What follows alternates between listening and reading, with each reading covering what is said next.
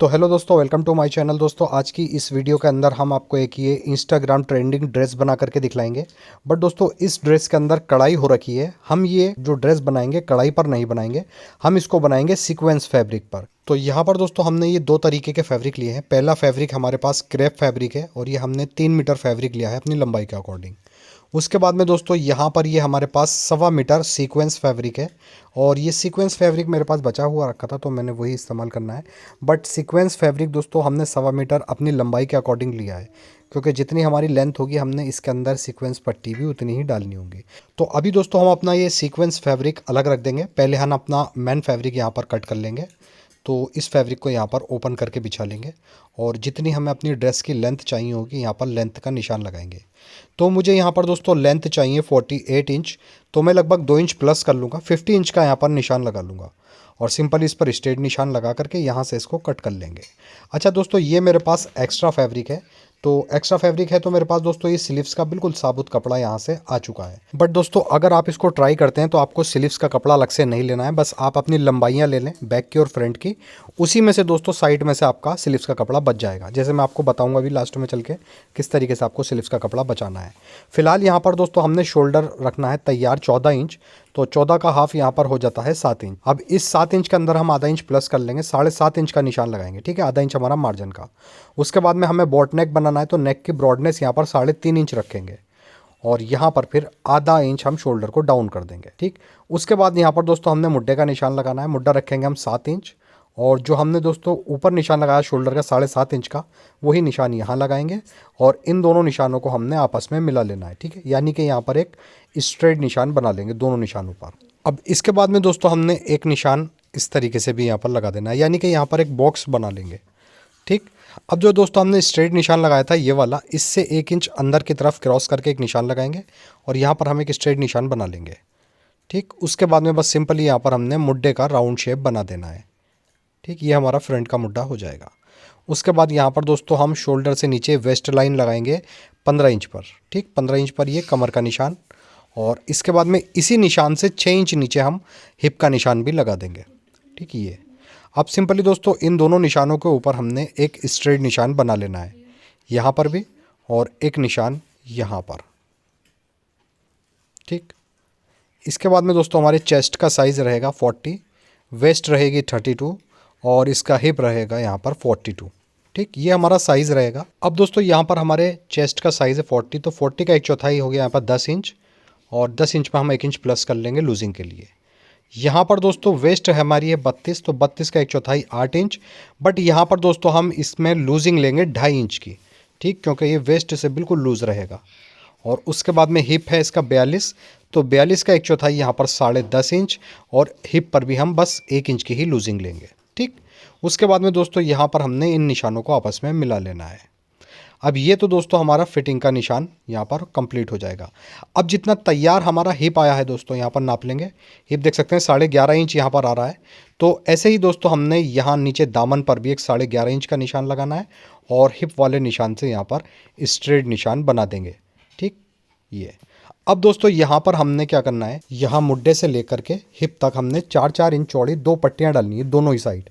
ठीक है, अब दोस्तों हम एक साइड जैसे 4 इंच की चौड़ी पट्टी डालेंगे तो 2 इंच तो हमारा फ्रंट में वो पट्टी आएगी और 2 इंच आएगी बैक के अंदर। इस तरीके से टोटल एक साइड में 4 इंच चौड़ी हम पट्टी अलग से डालेंगे। तो 4 इंच की पट्टी दोस्तों जो हम साइड के अंदर डालेंगे वो 2 इंच फ्रंट में आएगी और 2 इंच बैक में आएगी। तो सबसे पहले दोस्तों हमने यहाँ पर मुड्ढे के यहाँ पर जहाँ हमने फिटिंग का निशान लगाया था यहाँ पर लगाएंगे हम 2 इंच का निशान। बट हम 2 इंच का नहीं लगाएंगे, यहाँ लगाएंगे दोस्तों 1.5 इंच का निशान, क्योंकि अभी इसके अंदर आधा इंच हमारा मार्जिन भी जाएगा पट्टी में। तो जब मार्जिन चला जाएगा तो ये ऑलरेडी 2 इंच का हो जाएगा। ठीक है, ऐसे ही यहाँ पर 1.5 इंच का निशान लगा लेंगे और हिप के यहाँ पर दोस्तों हमने 1.5 इंच का निशान चाहें तो, अगर आपको फिटिंग हिप से सही चाहिए तो 1.5 इंच का लगा लीजिए और वरना आप यहाँ पर 1 इंच का निशान भी लगा सकते हैं। ठीक है, तो मैं हिप पर सिर्फ 1 इंच का ही निशान लगाऊंगा।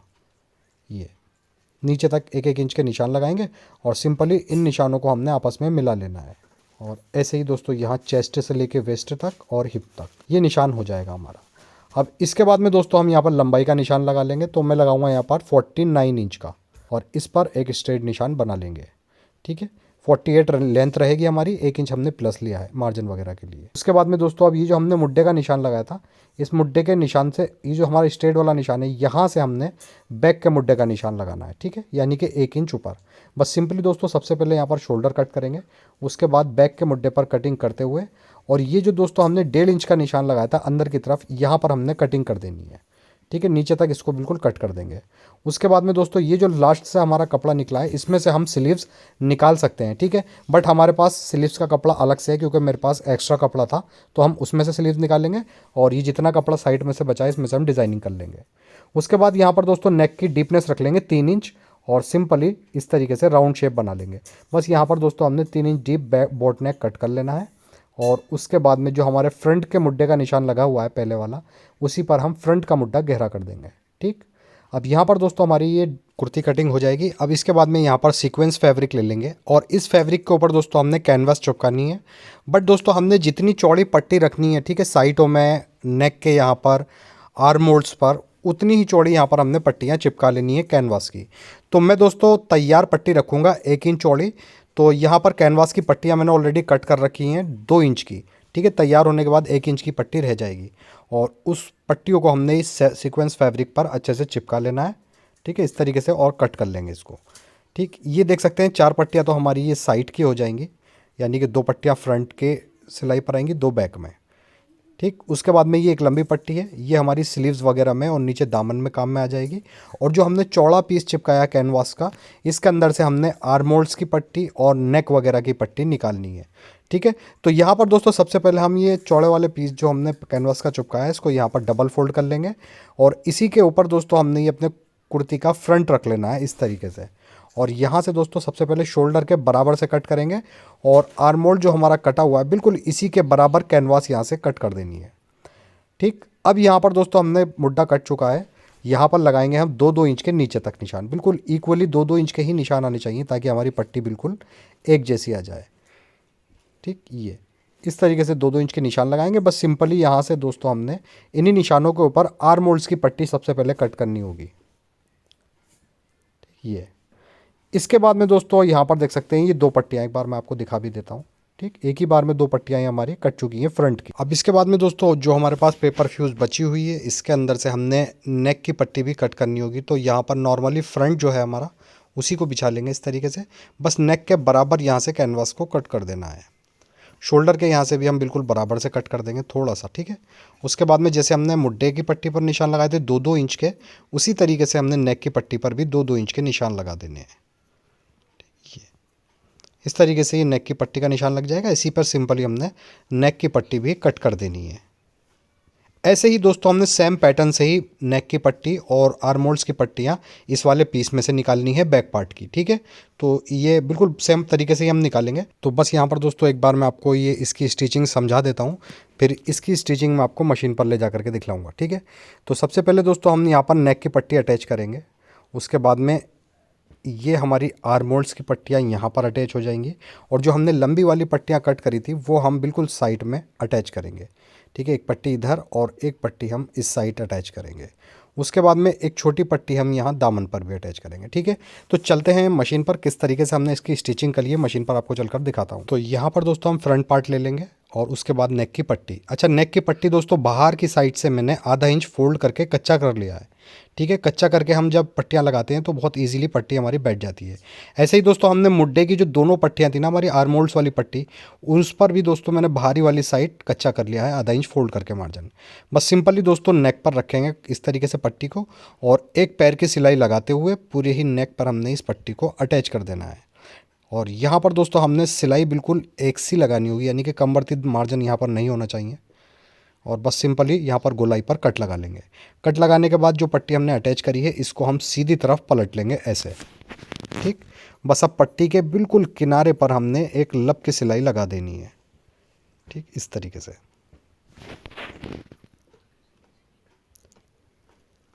ऐसे हमारी ये नेक की पट्टी किनारे की सिलाई और सिलाई फिर घुमा करके दूसरे किनारे पर ले आएंगे और पट्टी का जो दूसरा किनारा है इस पर भी हमने एक लब की सिलाई लगा देनी है। तो बस नॉर्मली इसी तरीके से हमने सारी पट्टियाँ अटैच करनी होगी।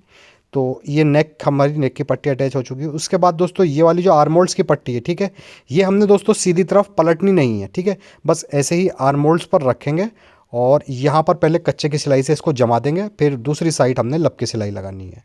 ठीक, यहाँ पर लाकर सिलाई घुमाएंगे और दूसरी साइड ऐसे ही सिलाई को हम ले लेंगे। अब इस साइड दोस्तों हमने किनारे की सिलाई लगा करके आर्मोल्ड्स की पट्टी भी यहाँ पर कंप्लीट अटैच कर देनी है। अब इसके बाद में दोस्तों हमने साइड की पट्टी अटैच करनी होगी। तो जो हमने लंबी वाली पट्टियाँ अटैच करी थी, चिपकाई थी, ठीक है, कैनवास की, उसे यहाँ पर ले लेंगे और इस फ्रंट को हम उल्टा करके रख लेंगे, ठीक है। और ये जो हमारी सीक्वेंस पट्टी है, यहाँ से आधा इंच फोल्ड करेंगे और ऊपर की तरफ हम आधा इंच निकाल देंगे आर्मोल्ड्स में, ठीक है, मार्जिन वगैरह के लिए। और बस सिंपली यहाँ पर इस पट्टी को आधा इंच फोल्ड करते रहेंगे और इसके बिल्कुल किनारे पर सिलाई नीचे तक अटैच कर देंगे। इस तरीके से नॉर्मली ये पट्टी हमारी यहाँ पर अटैच हो जाएगी। अब दोस्तों हमने यही वाली पट्टी सीधी तरफ पलट लेनी है इस तरीके से, और इस पर हमने इस साइड से भी आधा इंच फोल्ड कर देना है ये, ठीक, और आधा इंच फोल्ड करके बस इस किनारे पर भी हमने एक लब की सिलाई लगा करके इस पट्टी को नीचे तक कंप्लीट अटैच कर देना है। तो जब तक दोस्तों हम इस पट्टी को यहाँ पर अटैच कर रहे हैं तो प्लीज़ वीडियो को लाइक ज़रूर कर दीजिए, और अगर आपने अभी तक हमारे इस चैनल को सब्सक्राइब नहीं किया है तो प्लीज़ चैनल को सब्सक्राइब करके बेल आइकॉन भी ज़रूर प्रेस कर लीजिए, ताकि ऐसे ही इन्फॉर्मेटिव वीडियो आपको टाइम पर मिलती रहे। अब यहाँ पर दोस्तों पट्टी हमारी यहाँ पर अटैच हो जाएगी। सेम पैटर्न से ही दोस्तों हमने इसकी पट्टी दामन में भी अटैच करनी है, और जिस तरीके से इधर का डिज़ाइन तैयार करा है दूसरी साइड भी ऐसे ही पट्टियाँ अटैच कर देंगे इसकी, ठीक। और बैक पार्ट भी हम सेम पैटर्न से ही इसका रेडी करेंगे। इस तरीके से दोस्तों यहाँ पर ये हमारा फ्रंट बिल्कुल कंप्लीट हो जाता है। इसी तरीके से दोस्तों हमने बिल्कुल सेम पैटर्न से ही बैक पार्ट भी इसका रेडी कर लिया है। अब दोस्तों ये जो हमारा हिप पॉइंट है, यहाँ का निशान उठा लेंगे, हिप वाला पॉइंट, और ऐसे ही दोस्तों हम इसकी दूसरी साइड भी हिप पॉइंट का निशान उठा लेंगे, यानी कि जो हिप की लाइन है। अब यहाँ से दोस्तों इसको नाप लेंगे हम, मुड्डे के यहाँ से हिप लाइन हमारी आ रही है 13.5 इंच, तो हम साइड की पट्टी लगभग 1 इंच बढ़ती ले लेंगे, यानी कि 14.5 इंच की प्लस की बढ़ती कट कर लेंगे यहाँ पर। तो ये जो हमारा साइड से कपड़ा बचा हुआ था उसमें से हम यहाँ पर एक पीस ले लेंगे और इसको यहाँ पर इस तरीके से डबल फोल्ड करेंगे। बस सिंपली दोस्तों हमने तैयार पट्टी चाहिए 4 इंच की, तो हम यहाँ पर 4.25 इंच का निशान लगाएंगे, ठीक है। और उसके बाद में इन दोनों निशानों पर स्ट्रेट निशान लगा लेंगे। ये हमारा 4.25 इंच की 2 पट्टियाँ यहाँ से कट हो जाएंगी, बल्कि ज़्यादा ही है कपड़ा। अब दोस्तों हमारी जो साइड की लेंथ है, ठीक है, मुड्डे से लेकर के हिप लाइन तक, यहाँ से यहाँ तक, तो यह है 13.5 इंच, तो हम यहाँ 14.5 इंच का निशान लगा लेंगे। बस सिंपली दोस्तों हमने यहाँ से इसको कट कर देना है, बाकी एक्स्ट्रा कपड़ा हटा देंगे। अब दोस्तों ये हमारे पास सीक्वेंस फैब्रिक की पट्टी ये यहाँ पर अटैच करेंगे, मतलब 2 छोटे छोटे पीस ले लेंगे और दोनों ही पट्टियों पर हमने यहाँ पर सीक्वेंस फैब्रिक की पट्टियाँ अटैच करनी है ये, ठीक, जैसे हमने कुर्ते में लगाई हैं। बस ये पट्टियाँ यहाँ पर अटैच हो जाएंगी। अब दोस्तों इन पट्टियों को हमने साइड में अटैच कैसे करना है, तो यहाँ पर हम ये फ्रंट पार्ट ले लेंगे और इस पट्टी के जो हमने ये सीक्वेंस फैब्रिक की पट्टी लगाई है ना, ठीक है, ये हम हिप पॉइंट की जगह पर रखेंगे, यानी कि जहाँ हमारा ये हिप का निशान आ रहा है बिल्कुल हिप का निशान हम इस पट्टी से मिला करके रखेंगे। और ऐसे ही फिर बैक पार्ट ले लेंगे और दूसरी साइड हम यहाँ पर बैक पार्ट भी अटैच कर देंगे। बस सिंपली दोस्तों यहाँ किनारे की सिलाई लगा देंगे, बैक पार्ट पर भी फ्रंट पार्ट पर भी, और पट्टी हमारी यहाँ पर अटैच हो जाएगी। अब ये दूसरी पट्टी भी दोस्तों हमने साइड में सेम पैटर्न से ही अटैच कर देनी है। इस तरीके से दोस्तों यहाँ पर देख सकते हैं ये पट्टी हमारी बिल्कुल अटैच हो जाएगी।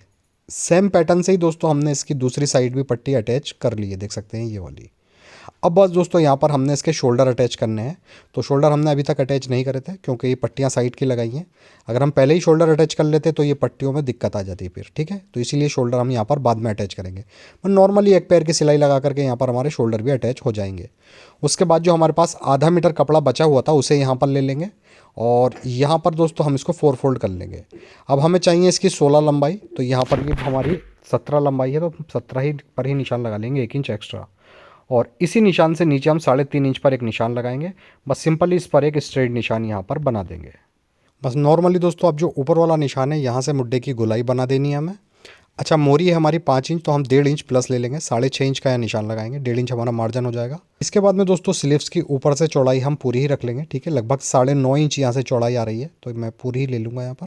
उसके बाद में जो निशान हमने मुड्डे का लगाया इस पर कटिंग कर देंगे और जो साइड का निशान है इस पर स्ट्रेट निशान बनाकर इसी निशान के ऊपर इसकी कटिंग कर देंगे। अब दोस्तों स्लीव्स के फ्रंट पार्ट में हम आधा इंच मुड्ढे को ऊपर से गहरा कर देंगे, ठीक है, खाली फ्रंट का हिस्सा। ये हमारी स्लीव्स आधा इंच मुड्ढा गहरा हो जाएगा। बस अब दोस्तों यहाँ पर हमने सीक्वेंस पट्टी लगानी है मोरी के अंदर, और उसके बाद में इसकी फिटिंग के अकॉर्डिंग साइड की सिलाई लगा देनी है स्लीव्स में।